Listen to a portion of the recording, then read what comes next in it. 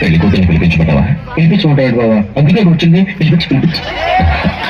అమ్మాయిని ఒకసారి పిలిపించి కూర్చోండి. పిల్ల తండ్రి నేను ఉన్నాను, పిలుస్తాను. అమ్మా, రాజన్న వచ్చినాడు, పెళ్లి కొడుకు రాంబ్రహ్మ వచ్చినాడు, వాళ్ళ సైడ్ బంధువులు అందరూ వచ్చినారు. ఒక్కసారి వచ్చి పోమ్మా, వెలుగుతీగా. పెళ్లి కొడుకు నేను చూసావా? నువ్వు చూడలేదా? లేదు. వచ్చి శరణని గడిపినట్టు కానీ పిల్ల కనపడా. మా వాడు అమ్మాయిని సరిగ్గా చూడలేదా? మళ్ళీ ఒకసారి రమ్మంటారా? అట్టాగా అమ్మా, రాజమ్మ